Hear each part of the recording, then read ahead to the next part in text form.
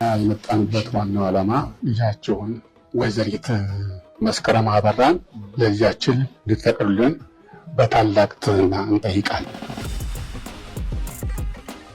ሰላም ጤና ይስጥልኝ ውድ የጎጆ ሾው ቤተሰቦች፣ ዛሬ በአዲስና ሰበር መረጃ ወደ እናንተ መጥተናል።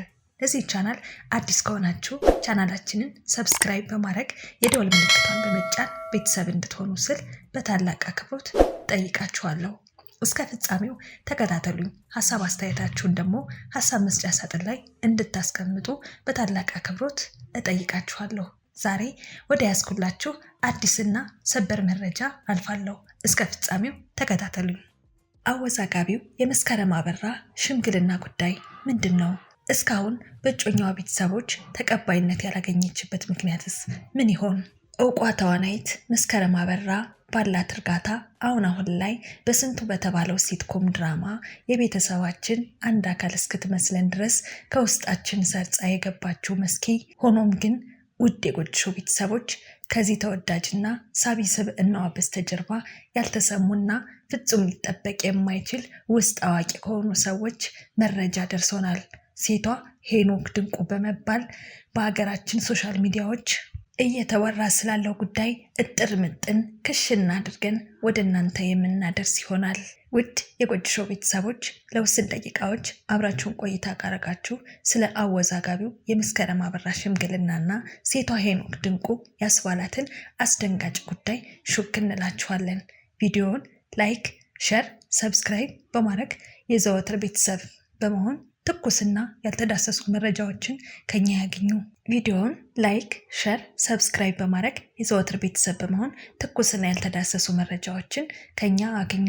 ሀሳብ አስተያየታችሁን ኮሜንት ላይ አስቀምጡልን። የለቀቅናቸው ቪዲዮዎች በቀጥታ እንዲደርሳችሁ የደወል ምልክቷን በመጫን አብራችሁን ዝለቁ። መስኪ ስትታይ ደርባባና ጨዋ ውብ ሴት ብትመስልም አንገት ደፊ አገር አጥፊ ብለው እንደሚተርቱት አያቶቻችን በእውነተኛ ሕይወቷ ግን ዴት ያላደረገችው አርቲስት እንዲሁም ባለሀብት ቁጥር ስፍር እንደሌለው የቅርብ ሰዎቿ አሳውቀውናል። ይባስ ብሎም በተመሳሳይ ሰዓት ከተለያዩ አርቲስቶችና ባለሀብቶች ጋር ዴት እንደምታደርግ አክለው ነግረውናል። ምን ያህል እውነት ነው ወይስ አሉባልታ ነው የሚለውን በዝርዝር የምናስቀኛችሁ ይሆናል። በበርካታ ፊልሞች፣ ድራማዎችና ቲያትሮች የምናውቃት መስከረም አበራ ትውልድና እድገቷ በመዲናችን አዲስ አበባ ተክለ ሃይማኖት ሲሆን በብሔራዊ ቲያትር ክረምት ኮርስ የወሰደች ሲሆን ከዚያም በነበራት ቆይታ ለቴዎድሮስ ራዕይ ቲያትር ተመለመለች። አስገራሚ ብቃቷን አንድ ብላ የጀመረችው በዚያ ጊዜ ነበር። የቃቄ ውርደት የተሰኘው ቲያትር ታጨች። ከዚያም ከትዳር በላይ ፍቅር የተራበ የአሻ ልጅ ቲያትር አከታትላ ድንቅ ብቃቷን አሳይታናለች። ቤቶች፣ መለከት፣ አመል፣ አሜን ተከታታይ የቲቪ ድራማዎች ተውናለች። ምን ልታዘዝ በአይነቱና በይዘቱ የሚለየው በአብሪኮም መልቲሚዲያ የተዘጋጀው የግር እሳት ድራማ ላይ ድንቅ ብቃቷን አሳይታናለች። ከሰራቻቸው በርካታ ፊልሞች መሃል መዳ፣ ሲመት፣ አክቲቪስቱ፣ አልሸጥም፣ እንሳሮ፣ ጥቁርና ነጭ ሁለት ሲሆን በተከታታይ ድራማ የምትታወቀው ጥቁርና ነጭ ሁለት ሲሆን በተከታታይ ድራማ የምትታወቀው በምን ልታዘዝ ስተውን ነው። በስንቱ ሲትኮም ድራማ ላይ የትወና ብቃቷ ጫፍ የደረሰበት አለማየሁ ታደሰ ጋር ባላቸው ድንቅ ጥምረት አድናቆትን ያተረፈችበት ስራዋ ሲሆን እጅግ በጣም ከመወደዷ የተነሳ ሁላችንም ቤት በናፍቆትና በጉጉት የሚታይ ሲትኮም ሆኗል። ከሁሉም በላይ ደግሞ አርቲስት መስከረም አበራ ከተወዳጅ ተዋናይ ግሩም ኤርሚያስ ጋር የተወነችበት የሱፍ አበባ የተሰኘው ፊልም አስተማሪና ምርጥ ትወና የታየበት ድንቅ ፊልም ነበር። በተለይም የወጣቶችን ህይወት እያበላሸ ከዛም አልፎ ህይወት እየቀጠፈ ያለው ቁማር ለማስተማሪያ እንዲሆን የተሰራ ፊልም ነው።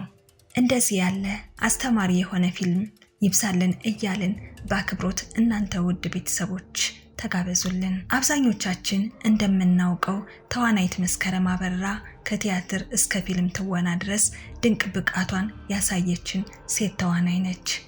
ሀገራችን ውስጥ ካሉ ስክሪፕት መርጠው ከሚሰሩ ተዋናዮች መካከል አንዷ በመሆን ትመደባለች። አሁንማ ታዋቂ ዳይሬክተሮች ፊልማቸውን እንድትሰራላቸው ጠዋት ማታ እንደ ደጀ ሰላም በሯን የሚያንኳኩ በርካቶች ናቸው። በእነዚህ ስራዎቿ በርካታ ረብጣ ገንዘብ የምታገኝ ሲሆን ከቅርብ ጊዜ ወዲህ እየተለመደ የመጣ ነገር ቢኖር አርቲስቶች በስፋት ወደ ማስታወቂያ እየገቡ እንዳለ የሚታወቅ ነው። ከ6 ወር እስከ 1 ዓመት ለፍተው የሚያገኙትን ገንዘብ በትንሽ ደቂቃዎች ስለሚያገኙት ያላቸውን ዝናና እውቅና በመጠቀም ለትልልቅ ድርጅቶች በረብጣ ገንዘብ ምርትና አገልግሎታቸውን የሚያስተዋውቁላቸው ሲሆን ከነዚህም መካከል አንዷ መስከረም አበራ ለበርካታ ድርጅቶች ብራንድ አምባሳደር በመሆን ታገለግላለች። ከምታስተዋውቅላቸው ድርጅቶች መሃል ኢቢ ህፃናት ዳይፐር፣ ኢቢ ሴቶች የንጽህና መጠበቂያ፣ ዲስካውንት ኮስሞቲክስ እና ዲተርጀንት ለበርካታ ድርጅቶች አምባሳደር በመሆን በዚህም ጠርቅም ያለ ገንዘብ ወደ ካዝናዋ ታስገባለች። አርቲስት መስከረም አበራ ከድንቅ የትወና ብቃቷ ባሻገር የሙዚቃ ችሎታዋ አጃኢብ የሚያስብል ነው። አንዳንድ ሰዎች ከአንድ በላይ ድንቅ መክሊት የታደላቸውን ማየት አዲስ ባይሆንም እንደ መስኪ ያሉ ግን ከሚታወቁበት በተጨማሪ በሌላ ነገር ሲታዩ ከአድናቆትም ባሻገር የሚያስገርመው ለዚህም ነው። የበዓል ሰሞን በኢቢኤስ ቲቪ ለመጀመሪያ ጊዜ ስታቀነቅን ስትታይ በርካታ አድናቂዎቿን ከማስደመምን ባሻገር አረ ምኑን ሰጠሽ እንድትባል ያስቻላት ከአድናቂዎቿ ባሻገር እንዲሁም ፊልም ላይ ስተውን የመድረክ አያያዟ፣ የድምጿ ማማር እውነት ጥበብ ለመስኪ አድልታለች ያስብላል። ተመሳሳይ ድምፅና ዜማ እያሰሙ የአድማጩን ጆሮ ከሚያሰለቹ ዘፋኝ ነኝ ባዮች በተሻለ ጥሩ የሙዚቃ ሰው ብታገኝ ልትዘፍን እንደምትችል በኢቢኤስ ባሳየችው ችሎታ የሚያምኑት ጥቂቶች እንዳልሆኑ እሙን ነው። ጥሩ የሙዚቃ ዜማና ግጥም ደራሲዎች አግኝተዋት ነጠላ ዜማን እንድታሰማን የሚመኙ በርካቶች ናቸው። ደንበኛ ዘፋኝ ባትሆን እንኳን ዘፋይነን ብለው ጆሮአችን ከሚያደነቁሩት ቲክቶከሮች አንጻር መስኪ ብታስብበት እንላለን። መስከረም በ2016 በሂልተን ሆቴል በተካሄደው የለዛ አዋርድ ሽልማት በተከታታይ የቲቪ ድራማ በስንቱ ሲትኮም ምርጥ ሴት ተዋናይ መስከረም አበራ ያሸነፈች ሲሆን ከዚህ በተጨማሪም በስንቱ ሲትኮም ምርጥ ሴት ተዋናይ መስከረም አበራ በ2016 በሂልተን ሆቴል በተካሄደው የለዛ አዋርድ ሽልማት በተከታታይ የቲቪ ድራማ በስንቱ ሲትኮም ምርጥ ሴት ተዋናይ መስከረም አበራ ያሸነፈች ሲሆን ከዚህ በተጨማሪም ምርጥ ረዳት ሴት ተዋናይት ዘርፍ ያሸነፈች ድንቅ ኮከብ ናት። መስከረም አበራ ከዚህ በተጨማሪ በተለያዩ ቋንቋዎች ተተርጉሞ ለአንባቢያን የደረሰውን ያናን ማስታወሻ በቲያትር መልክ ሲዘጋጅ በመሪ ተዋናይነት በብቃት የተወነች ሲሆን በበርካታ አድናቂዎቿ ዘንድ ስጦታዎችን ተቀብላለች። ይቺ በትወናዋ በርካቶች የሚወዷት ደርባባዋ ተዋናይት ከዚህም በላይ ከስኬት ላይ ደርሳ እንድናያት የላቀ ምኞታችን ነው። በሁለገብ ብቃቷ የምትታወቀው መስከረም አበራ ከሰሞኑ ልትሞሸር መሆኑ ተሰምቷል።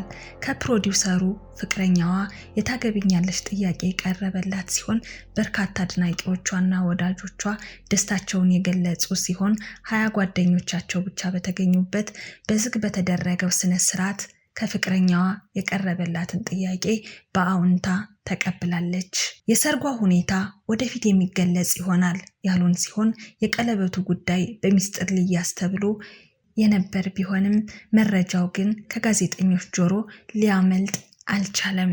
ከዚህ ቀደም ብሎ በነበራት ህይወት ግን ሴቷ ሄኖክ ድንቁ እስክትባል ድረስ ከተለያዩ ወንዶች ጋር እንደምትወጣ ይነገራል። ከወንድ አርቲስቶች ከመስከረም ጋር ዴት ያላደረገ እንደሌለ የቅርብ ጓደኞቿ ነግረውናል። ይባስ ብሎ በቅርብ ጊዜ 3 ጓደኛሞች የሆኑ በየተራ ጠብሳ እንደምታውቅ ያገኘነው መረጃ ይገልጻል። የጉዳዩን እውነተኛነት ለማረጋገጥ ሌላ የመስከረም ጓደኛ የሆነን ዴት ስላደረገችው አርቲስት የጠየቅናት ሲሆን ዝርዝር መረጃውን ባልነግራችሁም በቃ ለሷ ዴት ማድረግ በጣም ቀላል ነገር ነው ስትል በአጽንኦት ነግራናለች። ውድ ቤተሰቦች ማንን አርቲስት ዴት እንዳደረገች ለማጣራት ብንሞክርም ሙከራችን የፈለግነውን ግብ ልናገኝ አልቻልንም። ከተለያዩ አርቲስቶችና ባለሀብቶች ጋር ዴት ታደርግ እንደነበር ግን ከተለያዩ የመረጃ ምንጮች ደርሶናል። በዚህ እኩይ ባህሪዋ ምክንያት የእጮኛዋ ቤተሰቦች ልጃችን አትመጠኝም በማለት ሽምግልናውን ለረጅም ጊዜ ባለመቀበል ጥረት ያደረጉ ቢሆንም በስተመጨረሻም ፍቅር አሸነፈና ቅሬታ እየተሰማቸውም ቢሆን ለልጃቸው ደስታ ሲሉ ሽምግልናውን ለመቀበል ተገደዋል። ውድ ቤተሰቦች አሁን ላይ በአርቲስቶች ላይ እየታየ ያለው በአጭር ጊዜ ተጣብሶ መለያየት የምርም የመስከረም ጓደኛ እንዳለችው ተገቢ ነው ብላችሁ ታስባላችሁ? ሀሳብ አስተያየታችሁን ኮሜንት ላይ አጋሩን። ሆኖም ግን እነዚህ ሁሉ ያለፉ ታሪኮቿ ናቸው። እናም ለቀጣይ ለረጅም የህይወት ጉዞዋ ከእጮኛዋ ጋር የተባረከ የትዳር ዘመን ሆኖላቸው በልጆች የተቀደሰ እንዲሆንላቸው በጎጆ ሾው ቤተሰብ ስም እንመኛለን። ውድ ቤተሰቦች የዛሬ የመረጃ መረባችን እዚህ ጋር ቋጨን። ላይክ፣ ሼር፣ ሰብስክራይብ በማድረግ ቤተሰብ ሁኑ። እንዲሁም ሀሳብ አስተያየታችሁን ኮሜንት ላይ ያስቀምጡልን። የለቀቅናቸው ቪዲዮዎች በቀጥታ እንዲደርሷችሁ የደወል ምልክቷን መጫናችሁን እንዳትረሱ። ሰናይ ጊዜ ይሁንላችሁ።